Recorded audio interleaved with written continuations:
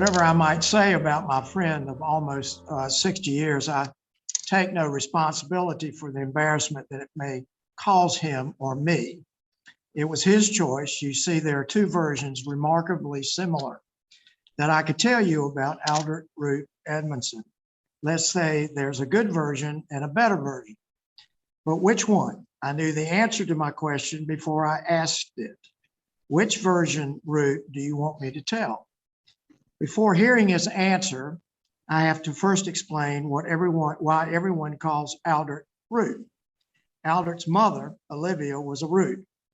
They stuck Albert with the full name of Albert Root Edmonson. Olivia grew up on White Oak Road in Raleigh and later married Albert's father, Richard, and they lived in Smithfield, where his dad was the founder of the nationally recognized Smithfield Hams. Albert, as he was called from childhood all the way to being president of his high school senior class, an office that somehow later Root had forgotten, grew up in Johnston County before matriculating as a freshman at UNC. Albert's grandfather was Dr. Albert Smedes Root, Sr., from whom Albert was named. You can imagine this was quite a prominent Raleigh family because the elementary school on Lassiter Mill was named for Dr. Root. Unfortunately, their nearby historic family home on White Oak Road occupied too much land for the developers, so it was torn down in favor of a cul-de-sac of houses. Root and I often visited this beautiful old home before taking road trips in college. It mattered not whether we were going east or west, White Oak Road was on the way. It was a spacious colonial style home where the occupants remained remarkably loyal to its origins. I still remember the feel and comfort of that place. Mostly it was because of Granny Root, the only name I knew. When we arrived, everyone knew the reason for the stop, but there was this awkward time where we all spent pretending that it was not, particularly in Granny Root's old style kitchen, where I was left alone while they talked. I'm certain it was one of the earliest electric stoves ever manufactured that had the look of a wood stove, but of course it was not. But the delights that emerged from that oven were to die for. That was my bonus. And it was not long until Granny Root disappeared and returned full of love for her grandson and delivered Albert's financial contribution to our road trip. We stopped there religiously before each of our many road trips. At the Root, excuse the pun, of professionalism is love. But I joked with Root once that they ought to erect a time and temperature clock in the front yard. The Root family first came to Raleigh in 1842 as part of the St. Mary's School, where Root, that's three greats, grandfather, the Reverend Albert Smedes, was founder of St. Mary's Preparatory School and served as rector for 30 years. Pardon me for providing this historical context, but it gives you a taste of the one you honor today with the Joseph Branch Professionalism Award. Root came from not just good stock, but loving stock, the best that Raleigh and Smithfield had to offer. Now, as I said, there were two versions of my friend's story. I was going to ask Root which one he wanted to hear, but I have known the guy for so long that I already knew the answer, which was later confirmed in a conversation at the PR. I don't care. Tell the one you want to tell, as long as it's appropriate. But Root, the second version contains some embarrassing stories that only you and I and a few others remember. I know that. An expression Root often uses, and seldom does he really know that. As once he listed his membership in the Man Will Never Fly Society and our fraternity brochure. But honestly, he does not care, as Root has himself repeated these stories ad infinitum, and frankly, he has never been embarrassed by anything he's ever done. And in a sense, this illustrates why he's so deserving of this recognition. He has lived a full, colorful, but honorable life, but also a life filled with adventure and fun. All things in his past have contributed to this full life. Besides, he could have chosen someone less familiar with his past, but as we will both soon regret, he picked one of his friends who knew him the best. But Root has lived in many, many, many environments: family, work, church, professional, and at the PR. All these stories have been told in every one of these environments. Why is that? There's a fundamental honesty in everything he has ever done. And honestly, I've never known him to do anything inappropriate on any occasion. So none of these stories I'm about to relate are inappropriate, at least in his mind. If you encounter Root Edmonson, you encounter honesty. He knows where the line is. Sometimes he crosses the line, but let's say that's the over-embellishment line. But he always stays within the line of honesties. It is his second nature. I've never seen him cross that line, and I cannot say that about many others that I've known. Friend, best friend, but I'm not alone in that description. Most of whom know Root say the same about him. What was the formation of our friendship? Most remember us as fraternity brothers, but it was before that in gym class at UNC. More specifically, it was in wrestling class. We were both matched with former high school wrestlers whose skill levels far exceeded our own. Let's say it was a bit painful, not to mention embarrassing. So we worked the switch. We became wrestling partners, and that's how we met. I was surprised at how strong Root was in his comparatively small body, who more often than not tried to win. These lessons I learned that Root was competitive. I've seen him demonstrate this same competitive spirit more than 10 years ago when our three-man senior league basketball team, the Hoopsters, finished second in our age class at the state finals, losing in overtime. Root has always been competitive, and be careful challenging him, whether it's on the basketball court or in a court of law. Root clearly was the most popular member of our pledge class, and not just because he was clearly the best storyteller. Root drew friends like a magnet. Quite simply, Root entertains you as a great storyteller, and beneath it all, Root wants to be your friend. Soon, my best friend in the pledge class was everyone's best friend. 50 years later, at our class reunion, I observed the same. He remains the most popular person in our pledge class. Why is that? No matter who you are or what your station in life, he genuinely wants to be your friend. It was true then, and it's true now. Across all of his environments, the same is true. In my view, there is a spiritual component to this type of friendship, and in my view, friendship is an indispensable component of professionalism. Later, with his disciplinary role at the state bar, almost everyone he encounters sees him first as an adversary. But at some point, quite likely, he will become a friend. Even those whom he prosecuted, and he prosecuted more than any other at the state bar. Root never had a prosecutorial mentality. What they saw was an honest and effective prosecutor, but he also invited you to become his friend. His personality never interfered with a just disposition. He befriended everyone, even the accused. On rare occasion, like all prosecutors, Root would lose, but he was never bitter. Don't get me wrong, Root never enjoyed losing. Only a small few would harbor any animosity whatsoever, because it's hard to stay angry with your friend. Now let's return to his freshman and sophomore years at the fraternity house. Root would walk through the great hall, that was our living room, on a sunny autumn, early Friday afternoon, and begin this strange chorus. Tree, tree. Soon all the members of the MROA would join the chant. That's the Mystic Royal Order of the Arbor something. In the front yard, there was a tall maple tree. A ladder was placed at the bottom, extending up to the first broad branches.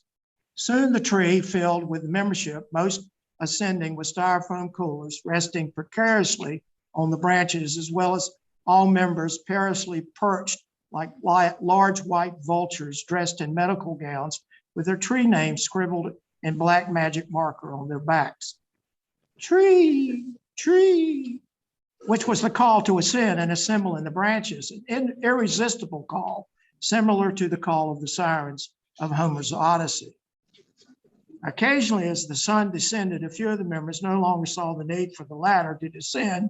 Some took more direct route down with the aid of gravity and inattention caused by the depleted contents of the styrofoam coolers. If you are a bit mystified by your honoree's behavior at such a young age, just ask Root to fill in the blanks. Yes, he gladly will recite what I will not. Please remember his unique threshold for shame exceeds most, but will be lost on you because he's such a good storyteller. Remember, it was all in an autumn's afternoon fun. Let's say these early birds were somewhat akin to prodigal sons, as their later professional lives would attest. Now, what's the point of this embarrassing episode in Root's young life? How could such conduct, unknown as I am sure to the selection committee, possibly be fodder to cause a reconsideration? I can guess our honoree would not deny his participation in the MROA, indeed would embellish his experience and never deny his membership in this questionable organization. Now, will any of us today deny our participation? In fact, who today are some of the birds who were then nesting in the tree limbs of that maple tree? You might ask the psychiatrist, one of several eventual medical doctors who is now retired in New England and who was a major medical director of an urban northeastern hospital, or the physician and scientist who now is director of one of the major medical research foundations in the United States, perhaps trace the four Morehead scholars into their professional lives, one of whom is in his second career as the island's medical director. Of course, there are the usual lawyers and judges. One of the lawyers, who's now retired, still ranks as the most, I didn't know what word to put here, adversarial nemesis of the state bar. Two of the birds would be considered among the largest of all the UNC philanthropists. And let's not forget one bird who is the CEO of one of the largest, if not largest, property trusts in the United States. As to one of the most infamous of all the birds, who is currently a professor at MIT, who may have been the worst bird in the tree. Let's not forget the bird's president, who engineered a merger between a well-known North Carolina bank and an even better known, internationally known bank. I will go no further with this explanation, as Root solicited this bird member to become a revered public committee member at the state bar. So what's the point? Your honoree associated with the best of professionals, and he learned professionalism from them, and they learned from him. Maybe perhaps not in the tree, but I guarantee that every bird in the MROA celebrates with Root Edmonson today, and likely would say that Root was the best of the birds. I can see my time is about to expire, and there's so much that remains untold. Today, I'm still puzzled and infuriated at how Root found BA Accounting 1 and 2 as a crit course, while others managed to just barely survive this accounting nightmare as the weed out course for business administration majors. Later, this skill served him well as a forensic trust accountant, consultant at the state bar, and who became an original member and president of the National Client Protection Organization, not just based so much on his forensic accounting experience, but if you ask the members of this organization and the members of the National Organization of Bar Counselors, when in 2011, Root received the President's Award, with what those members would remember most was Root's ability to compose laudatory resolutions and the long-lasting friendships he formed in those organizations. Many of his peers, now lifelong friends and spouses, returned this year to join Root and Sue and Raleigh at our nationally acclaimed Blue Grass Festival. That also would remember Root's hotel rooms become the unofficial after-hours hospitality suite, where free Budweisers could often be found floating in the ice-filled bathtub. After his retirement, these professional friends remain. Every professional organization that he's ever belonged to, including the state bar, miss him so much that they invite him to return to their annual meetings. There's something truly magical about this guy. Why is that? He considers himself not only a music aficionado, but an exceptional Terpsichorean. Neither coincide with reality. He dances, much to Sue's chagrin, as well as many of the husbands in the room, invited every seated woman to the dance floor, ignoring spouses and dates, completely without any reticence. Root soon becomes the life of the party, as was his tradition. After all, at the fraternity house, he was the WKJB, worthy keeper of the jukebox. and now all the women's favorite, particularly a recent past president of the North Carolina Bar Association. If you've ever been on a road trip with Root Edmonson, you have missed an experience of a lifetime. There's no time for these stories as well, but ask him sometime about our trip to New Orleans, to Atlanta, which in the totality of my near-death experiences, this was completely preventable. And this is when I discovered that Root, deep down, remains a Johnston County redneck, and as well as an early NASCAR fan. If you cannot reach Root for the details, try Dan Hartzog, as he will remember this intense interstate experience as if it were yesterday, and ask about our road trips to the races at Rockingham in the back of a dump truck, and our more current trips to Key West, and our more routine trips to the Sunnyside Oyster Bar in Williamston. Caveat, perhaps the committee should revisit the Atlanta road trip. And we're planning more road trips, but we're aware that taking road trips with Root may be unexpectedly interrupted with Root's conversation with complete strangers, because he does not know strangers. We do not have time for Root's extraordinary combat service in Vietnam, his letter from a foxhole to Judge Carter, his business law professor. Recently, he and Sue took an international trip to return to his Antenna Valley war zone in Vietnam. It was a time of reflection. This war was a life-changing experience, as it is the case with so many of his brothers and sisters in arms. After this combat experience, Root began to take life more seriously. After his return from Vietnam, Root took off several months to go with friends on a road trip to Lake Tahoe. He got a job there and began to enjoy what I recently proclaimed when I saw it for the first time is one of the most beautiful lakes in the world. There he met Sue McDermott. How could she not fall in love there as they did? But Sue was from California. She agreed to return to North Carolina from the fantasy land of Lake Tahoe to the reality of marriage in the strange land of North Carolina. There was naturally an adjustment period for Sue to the South, which did go quite well, but may still be ongoing. There's no time to tell of Sue's endless patience with the love of her life and his exuberance. They have two beautiful children, now grown into adulthood, Ashley and Justin, whom they adore, whom we all adore.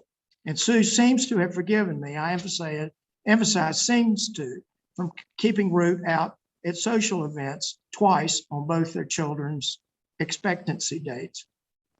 She has manicured her beautiful West Raleigh Rose Garden home with little assistance from Root, where they have lived continuously and raised their children and dedicated their religious life as pillars of St. Michael's Episcopal Church. If you want the unblemished truth in a nutshell, ask Sue for it.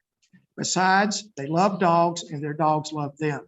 The institutions of faith and marriage illustrate so much about their life together and why the Branch Award is so appropriately awarded today, and in my mind, shared equally by both of the partners in this marriage. Perhaps the balance swings slightly in favor of Sue.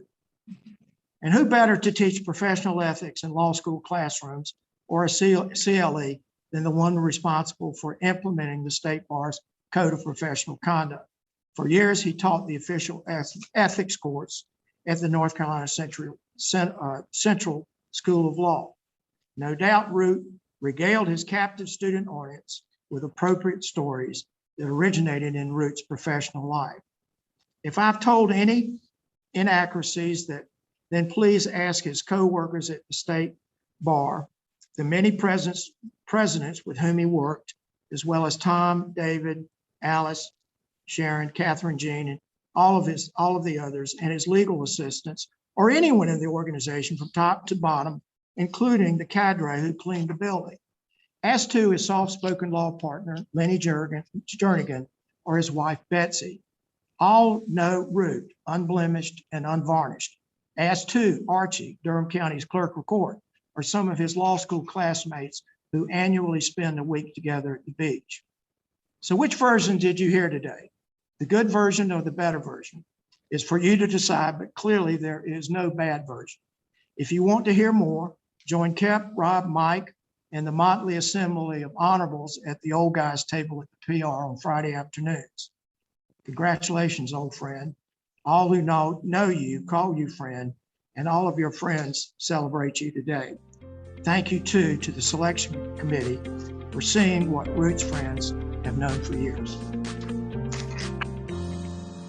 Thank you, Judge Mann. Good afternoon. I'm delighted that what we just heard was a lot of wonderful history and conversation about who Root Edmonson is as a person. I've known Root since I started here 15 years ago, and so I'm going to talk a little bit more about what he was like in this context and as a lawyer. When I'm invited to say anything about today's award recipient, I always start the same way. My name is Carmen Bannon, and I want to be like Root Edmonson when I grow up.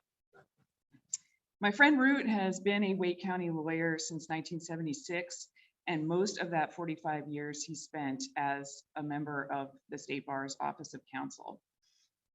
I long ago lost track of how many times some lawyer in a far-flung corner of the state learned that I worked at the State Bar and immediately responded, "So you know Root," and their unease and ambivalence just resolved into a smile at the mention of his name.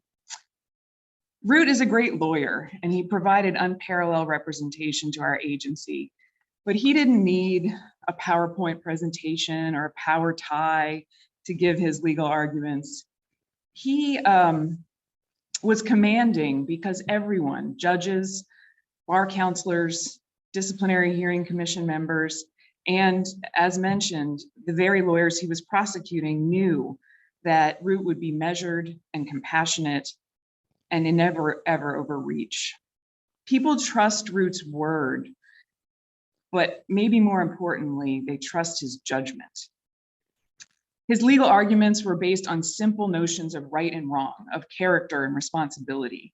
You would never find Root trying a contested case in the weeds of some arcane subsection of a law. He focused on the breaches of trust that really must be stopped in order to protect the public. Or as he shorthanded it for his law students, lying, cheating, and stealing. That was where he focused his attention.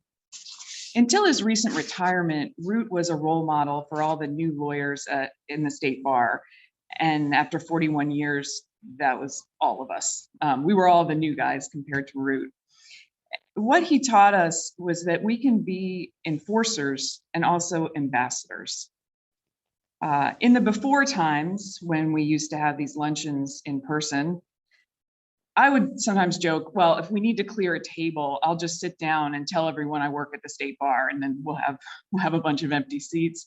But what I learned from watching Root go from friend to friend, Budweiser in hand at a YLD social, or laughing with a crowd of lawyers at the NCAJ summer conference, is that just being in this role doesn't mean we need to be apart from other lawyers.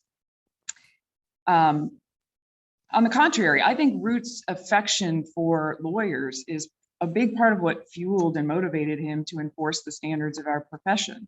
And I know for sure that all the friendships he had with lawyers and judges all over the state made the difference when he was inevitably called upon to handle some kind of conflict or crisis.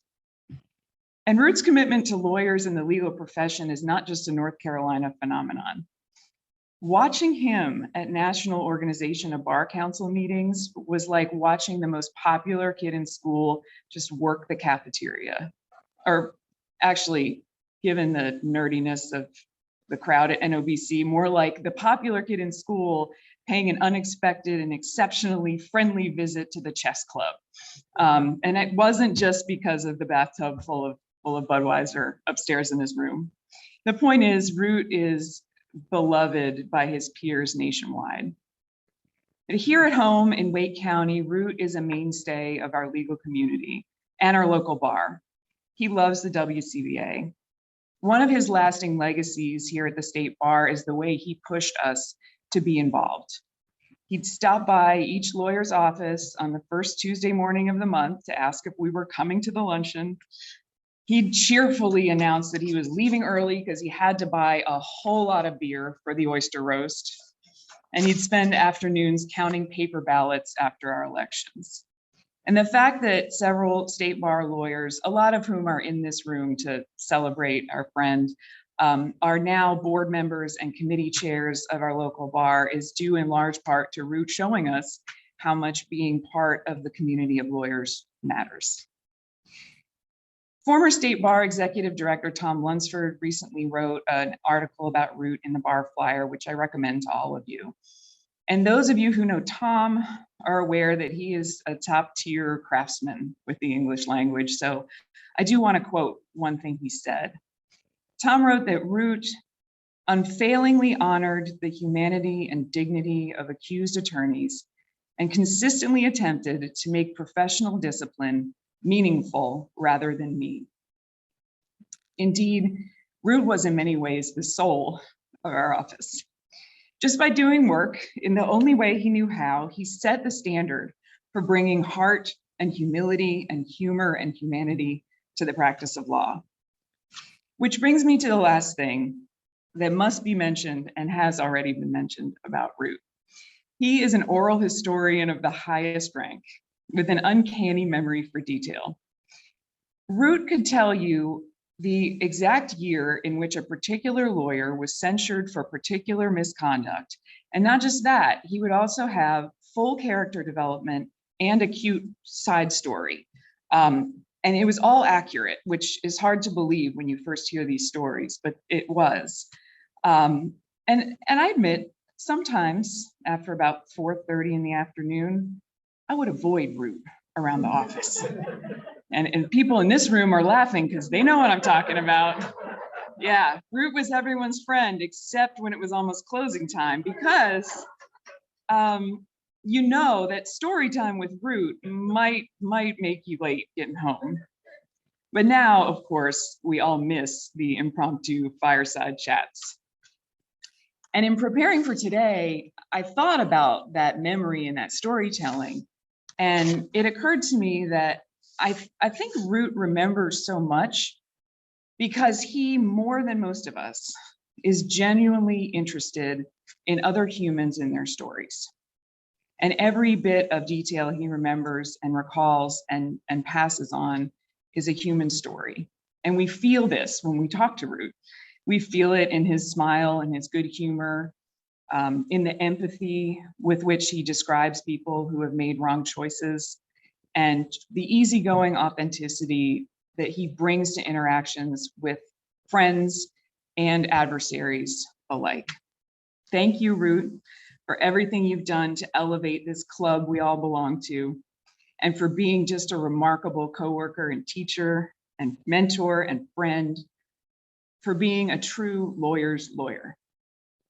I can't think of anyone who better exemplifies the qualities recognized by the Joseph Branch Professionalism Award. I'm grateful to be here with you and Judge Mann and so many of your former coworkers today.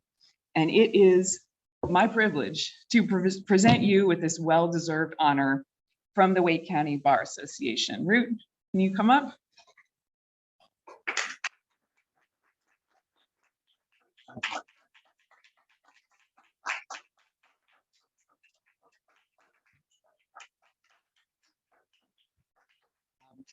Would have something to say, but Jewel took all of my time. I can't come up here without saying something about the person who this award is named for.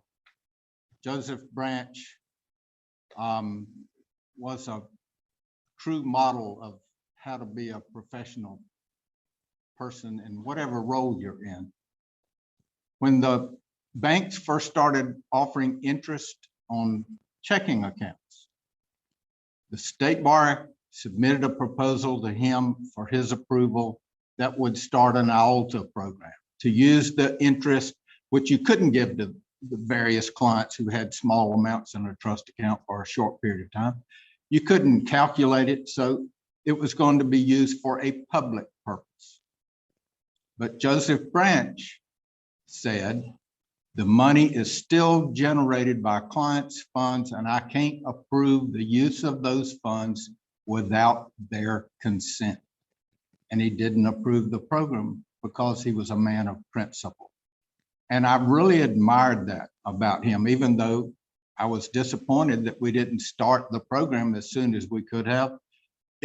You fully respected what he had to say about it. I also have looked over the list of the prior recipients of this award, and to a person, they're all the finest human beings, and I am honored to be placed on a list with those people. I want to thank Tom Lunsford, who wrote the very nice article about me that is in this month's bar flyer. I want to thank Peter Bolak and Brian Oaten for nominating me. And I want to thank one of those two presenters.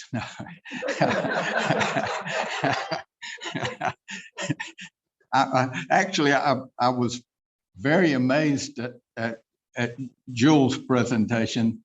He kept telling me I wasn't going to want to hear this, but he didn't tell it all. Thank goodness he told things that were appropriate. And Carmen, of course, is just nothing ever comes out of her mouth that I don't appreciate. She writes well, she speaks well, she did her job here as well as anybody. And I really always ask her to review anything that I wrote because I respected what she had to say about it. I want to thank everybody who is here from the State Bar that's participating in me receiving this honor. I want to thank my two children, Ashley and Justin, who I hope got Zoom links to attend this. And I want to pay the greatest respect and honor to my dear wife, Sue McDermott Edmonson, who has tolerated me and my stories and all the other things that go with that for so many years and done it in such a loving and caring way. You can't imagine how much I still appreciate that. And the fact that we are now home together all of the time has made it even more obvious that, you know, it's just wonderful to be in her presence for me. Thank you all very much. I'm going to turn it back over to whoever's going to be next. Thank you.